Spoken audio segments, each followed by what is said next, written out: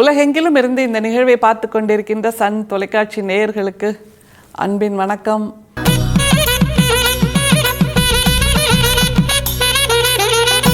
வள்ளல் பெருமானுடைய உரைநடைக்கான நேரம். நம்ம நிறைய அவருடைய பாடல்களை பார்த்துருக்கோம், உரைநடையை பார்த்துருக்கோம், கடிதங்களை பார்த்துருக்கோம். எல்லாவற்றிலும் வள்ளல் பெருமானுடைய சிந்தனையாக உயர்ந்தோங்கி நிற்பது எது அப்படின்னா அவர் கேட்கின்ற கேள்விகள். இது நாள் வரைக்கும் நமக்கு கொடுக்கப்பட்ட அந்த சித்தாந்தங்கள், அந்த சிந்தனைகள், அதில் இருக்கக்கூடிய உண்மைகள் என்ன, அதில் இருக்கக்கூடிய கற்பனைகள் என்ன அப்படிங்கிறத நிர்தாட்சண்யமின்றி அப்படின்னு ஒரு வார்த்தையை நம்ம பயன்படுத்தலாம். நிர்தாட்சண்யமின்றினா சார்பு நிலை இல்லாமல், இது எனக்கு வேண்டிய சமய நூல், அதனால் நான் இதை அன்பாக பார்த்து கொள்வேன். அதில் சிந்தனைக்கு ஒவ்வாத கேள்விகள் இருந்தாலும், சிந்தனைக்கு ஒவ்வாத தகவல் இருந்தாலும் அதை பற்றி நான் ஒன்றும் சொல்ல மாட்டேன் அப்படிங்கிற அந்த சார்பு நிலை ஏது இல்லாமல் எல்லாவற்றையும் கேள்வி கேட்கின்ற அந்த தத்துவ மனசு இருக்குல்ல, அதைத்தான் வள்ளல் பிரானிடம் நாம் பார்க்கணும். இன்னைக்கு நாம் பார்க்க போகிற பத்தியும் கொஞ்சம் அதிர்வலைகளை கொடுக்கின்ற ஒரு பத்தியாக இருக்கிறது. ஆனால் அதிர்வலைகளை உருவாக்குவது தானே வள்ளல் பிரானுடைய ஒரே நோக்கம் அல்லது ஒரே வாழ்வியல். அதனால் நாம் பெரிதும் கொண்டாடுகின்ற அந்த பெரிய புராணம், நாயன்மார்களின் வரலாறு, அதை பற்றி கூட வள்ளல் பிரான் மாற்று கருத்து வைத்திருக்கிறார். அவருடைய மாற்று கருத்தை பார்த்துவிட்டு நமக்கு அதை மறுப்பதற்கான வல்லமை இருந்தால் அல்லது அதை மறுப்பதற்கான தரவுகள் இருந்தால் ஏற்றுக்கொள்ளலாம்.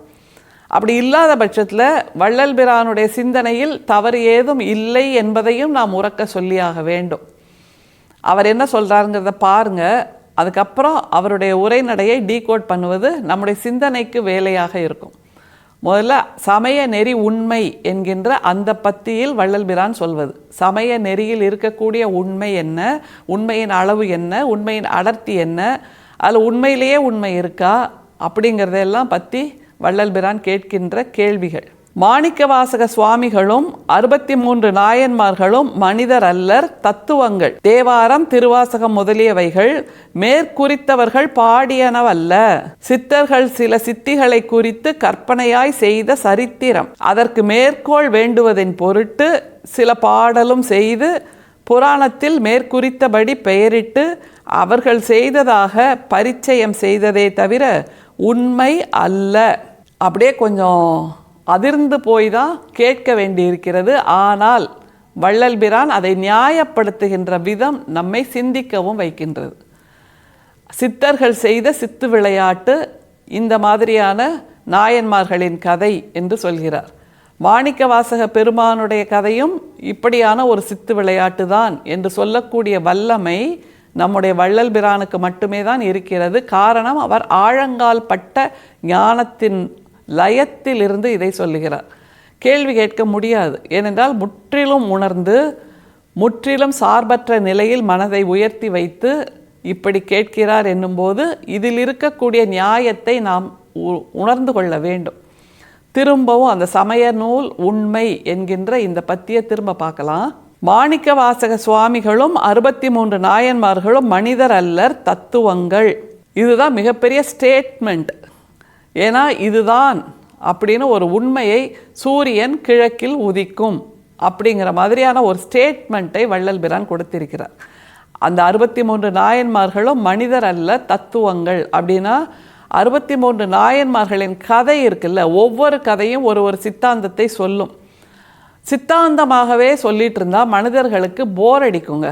அதுதான் அவர்கள் கற்பனையின் மீது ஏற்றி கதாபாத்திரங்களை உருவாக்கி அந்த சித்தாந்தங்களை சொல்லுவாங்க. முந்தி காலத்தில் ஸ்கூலில் மாரல் இன்ஸ்ட்ரக்ஷன் அப்படின்னு ஒரு கிளாஸ் இருக்கும்ல, அதில் உண்மையே பேச வேண்டும், மற்றவர்கள் மீது அன்பு செய்ய வேண்டும் அப்படிங்கிறதெல்லாம், அறம் செய்ய விரும்பு, ஆறுவது சினம், இயல்வது கரவேல், ஈவது விளக்கேல் அப்படின்லாம் ஔவை பிராட்டி மாதிரி சொல்லிகிட்டே இருந்தோன்னு வைங்களேன், மனிதர்களுக்கு சுவாரஸ்யம் குன்றி போய்விடும். குழந்தைகளுக்கு அதுவும் கற்பனைகள் தேவை, குழந்தைகளுக்கு ஸ்டேட்மெண்ட் தேவையில்லை. அதனால் கற்பனையை அவர்கள் கதாபாத்திரமாக உருவாக்கி, ஒரு ஊரில் ஒரு ராஜா இருந்தாராம், அந்த ராஜாவுக்கு ஒரு ராணி இருந்தாங்களாம், அவங்களுக்கு ஒரு இளவரசன் இருந்தாலாம், அவங்களுக்கு ஒரு இளவரசி இருந்தாலாம். ஒரு நாள் என்ன தெரியுமா நடந்துச்சா அப்படின்னு கதை வடிவத்தில் சொல்லும்போது மனிதர்களுக்கு சுவாரஸ்யமாக இருக்கும், மனதில் பதியும். நீங்கள் அதை போய் ஒரு பூனைக்குட்டிகிட்டையோ நாய்க்குட்டிகிட்டையோ இப்படி சொல்லணும்னு அவசியம் இல்லை. ஏன்னா பூனைக்கும் நாய்க்கும் நீங்கள் அன்பாக இருங்கள், பண்பாக இருங்கள், மற்றவர்களை துன்புறுத்தாமல் இருங்கள்னு சொல்ல வேண்டிய அவசியமும் கிடையாது. இதையெல்லாம் சொல்ல வேண்டியது மனிதர்களுக்கு தான். அப்படிங்கும்போது 63 நாயன்மார்களின் கதைகளும் தத்துவங்கள் தானே தவிர அதில் வேறு எதுவும் இல்லை என்று சொல்கிறார் என்றால் யோசிக்கணும். யோசித்தால் நிச்சயமாக இந்த வள்ளல் பிரானின் வார்த்தையில் இருக்கக்கூடிய நியாயம் நமக்கு புரிய வரும். அது வெறும் தத்துவம் தான், உண்மை இல்லை, கற்பனை தான் அப்படின்னு சொல்றாருல. வேற என்ன சொல்லி அதை நிறுவுகிறாருங்க பாருங்க. மாணிக்கவாசக சுவாமிகளும் 63 நாயன்மார்களும் மனிதர் அல்லர், தத்துவங்கள்.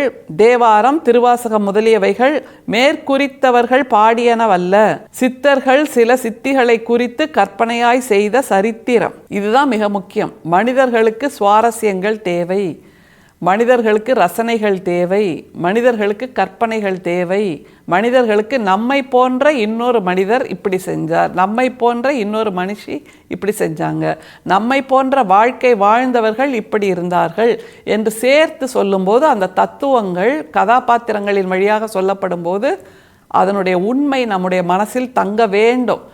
ஆனால் என்ன ஆயிடுச்சு, அந்த தத்துவங்கள் மனதில் தங்குவதற்கு பதிலாக அந்த கதாபாத்திரங்களை நாம் உண்மை என்று கொண்டாட ஆரம்பித்து விடுகிறோம். கதாபாத்திரங்களுக்கு கோயில்கள் கட்டுகிறோம், கதாபாத்திரங்களை வல்லமை வாய்ந்த இறை என்று நாம் கொண்டாடி மகிழ்கிறோம்.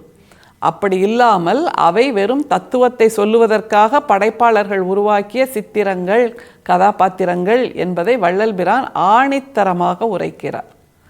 அதனால் தத்துவங்கள் தான் இந்த 63 நாயன்மார்கள் கதை, தத்துவங்கள் தான் தேவாரம், திருவாசகம் என்று சொல்லுகிறார் என்றால் மனம் பண்பட்டவர்களால் இந்த உண்மையை புரிந்து கொள்ள முடியும். வேற என்ன சொல்றார் பாருங்க. சித்தர்கள் சில சித்திகளை குறித்து கற்பனையாய் செய்த சரித்திரம், அதற்கு மேற்கோள் வேண்டுவதின் பொருட்டு சில பாடலும் செய்து புராணத்தில் மேற்குறித்தபடி பெயரிட்டு அவர்கள் செய்ததாக பரிச்சயம் செய்ததை தவிர உண்மை அல்ல. இவ்வளவுதாங்க. ரொம்ப சுலபமாக அந்த தத்துவங்களை விளக்குவதற்காக உருவாக்கப்பட்ட அந்த புராணங்கள், இதிகாசங்கள் எல்லாவற்றையும் ஒரு படைப்பாளரின் நோக்கிலிருந்து வள்ளல் பிரான் பார்த்து அதனுடைய அடித்தளத்துக்கே நம்மை அழைத்து செல்கிறார். ஃபவுண்டேஷன் சொல்லுவோம்ல, அந்த ஃபவுண்டேஷன். எந்த ஒரு கட்டிடமும் ஃபவுண்டேஷனில் தான், அடித்தளத்தால் தான் உயர்ந்து நிற்கிறது. அப்படி என்றால் இந்த படைப்புகளின் அடித்தளம் இதுதான். அதற்கு மேல் எழுப்பப்பட்டிருக்கின்ற கட்டடத்தை நாம் உண்மை என்று நினைத்து கொள்கிறோம். உண்மையில் கட்டடம் அப்படியே இருக்கிறது, ஆனால் அடித்தளம் தான் கட்டடத்தை தாங்கி நிற்கிறது. நாம் இப்போ நிறைய இடங்களில் பார்க்குறோம்ல, பெரும் மழை, பெரும் வெள்ளம், பெரும் புயல் அதெல்லாம் வரும்போது கட்டடங்கள் சரிந்து விழும். ஆனால் எங்கேயாவது அடித்தளம் சரிஞ்சுதா? அடித்தளம் சரிந்ததாக எங்கேயாவது செய்தி வருமா? இல்லை. ஏனென்றால் கட்டடம் நிற்பதே அடித்தளத்தின் அந்த பலத்தில் தான். அதனால் அடித்தளம் எல்லா இடத்திலும் அப்படியே இருக்கும். நம்முடைய அகழ்வாராய்ச்சிகள் அதில் கூட அடித்தளங்கள் அப்படியே தானே இருக்குது. அதைத்தான் வள்ளல் பிரான் சொல்கிறார். அதனால் தத்துவங்கள் தான் அடித்தளங்கள். அதற்கு மேல் எழுப்பப்பட்டிருக்கின்ற இந்த கதைகள், புராணங்கள், இதிகாசங்கள் எல்லாம் கதாபாத்திரங்களோடு சேர்த்து நமக்கு சுவைக்காக கொடுக்கப்பட்டிருக்கின்றன. ஆனால் தத்துவங்களை அடித்தளமாக புரிந்து கொள்ள வேண்டும், உணர்ந்து கொள்ள வேண்டும் என்று சொல்லுகின்ற, நம்முடைய அகக்கண்ணை திறக்கின்ற, நம்முடைய அறிவுக்கண்ணை திறக்கின்ற ஒரு உரைநடையை வள்ளல் பிரான் நமக்கு கொடுத்திருக்கிறார். இன்னமும் ஆழமாக யோசிப்போம். அதன் மூலமாக தத்துவங்களை அதிகமாக நேசிப்போம்.